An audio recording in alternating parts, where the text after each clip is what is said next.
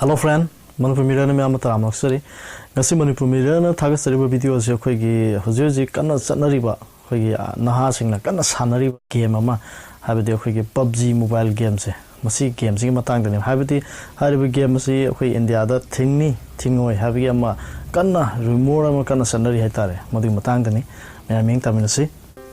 Hariba game akhoi PUBG mobile game hariba game se akhoi Google Play Store da akhoi 100 million hena akhoi download tawraga sijinariba dugma game amani hariba game se akhoi feature da lairiba naha panamagna pamnaraba adugma game amasu ori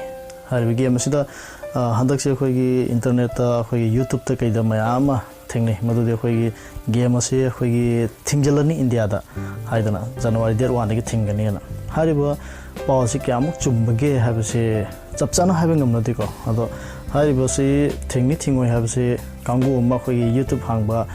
Senil Hamba, Kamana, Maggie View from the Vitamata Habitat, Sumina, Lana Paus and Dopo Kamsi away. And as soon as the Yawe do Haribasi go men of notice Tokana, Masima Tingani and why the Tingani Hadana, Lautopamati, Tinga the Habitat, Masina video Sanjabani. Other Loina Sainada. Hariba game se China da thingre thingi busi jo khoi mobile mukti nate hari PC game ne khoi PUBG PC game da haitare aduni hari game masina thinga iba maram de khoi China hariba lam se khoi matam bu yam lu ne sijna badu mamane hariba game se da naha mana khoi game se chana ba hokib de ma punga ma natra punga ma ni che dum matam cha dum changaga de yamna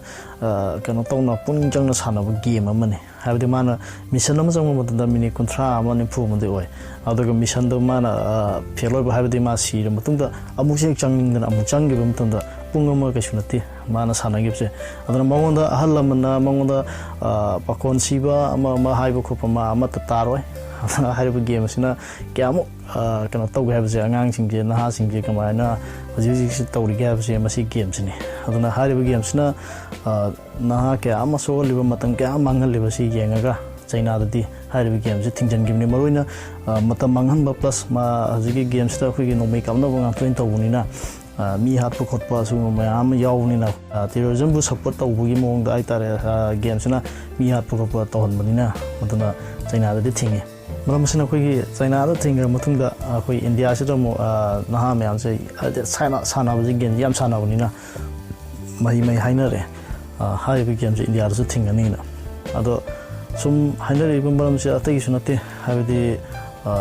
Tamil Nadu Gumba Dugumalam Kradadi Haribasi Koi school gi Magi hostel curriculum Malay hiring from the Harry became say my school gi hitching to nothing money. Aduna Madam the game si sanabudagi akhoi angang ise akhoi matam mangba lari la suda pungjang taba mai mathau masa khangak taba haitare matam je manga banina main torpodagi masi game si yam thina naha sing da manghanli haiduna adugum kyam thingba hongdorpani hostel gumba school gumba my campus around jaga jaga haitare adugumba adukha thing habani ado tasena India pumbugana lebak si goina plot thing habdi adumukti thinga kani habsu direct Laughter Committee later habitare. Thing we have in Matang, where direct government notice Tokana Kotana, Lautopa, Copa Kavadaka, the Yawmuk direct Yawdriver Madamna. Thing have a muti having them day, other would think of Puya essentially Madam the Hariba game Sida Kui Naharon Kama Lupe. Matam Kam Mangale, Hariba game son of Madamna, other game Masida, Matamja the Kimati Manga Vanina. Naharon Kama, Manga Pais, my career, may among Pais Lamama Kadini. Maramsina aduguma kaya ama laiba maramna thinga oi having isolate aduga thingaktabusu yai na mo adum mayam hainari aigi motasu thingakado demande maroina khoi sanari bichina singna khoi isai sai gi matam gangna phajana sanabiragati ahalaman singna mama apa singna khoi gi pakon amma oiro amoira mai thabak natraga magi lari pagado timing si choirak kaya ama sum yaro phajidigi complaint je yamak padigi hairu game se adum Think Piabigi, Sang Samwai, Adonai Sasagi, Toda, Changba, Aduga Sananingu Matamdasu, Matamdo Yam Kana Mangan Davida Sanava, do Itaragati, games Judum, Lagani, Diagi was a talk Ragaki, Lamdamasi, a pickle Lamdamasi Manipur, Sidosoki, Masi games, Atikimati Shani, Adum Sani Habitare, Naharo, Kamasani, ꯑꯗꯣ ꯁꯥꯟꯅꯔꯤꯕꯁꯤꯡ ꯏꯆꯤꯟ ꯏꯅꯥꯎꯁꯤꯡꯗ ꯑꯩꯅ ꯍꯥꯏꯖꯅꯤꯡꯕꯗꯤ ꯃꯗꯨꯗꯤ ꯏꯁꯥ ꯏꯁꯥꯒꯤ ꯏꯊꯧꯗꯁꯨ ꯄꯨꯛꯅꯤꯡ ꯆꯪꯕ ꯑꯗꯨꯒ ꯒꯦꯝ ꯁꯥꯟꯅꯕ ꯃꯇꯝꯗꯁꯨ ꯑꯩꯈꯣꯏꯒꯤ ꯃꯇꯝꯁꯤ ꯌꯥꯝ ꯃꯥꯡꯍꯟꯗꯕꯤꯗ ꯈꯔ ꯁꯥꯟꯅꯕꯤꯕ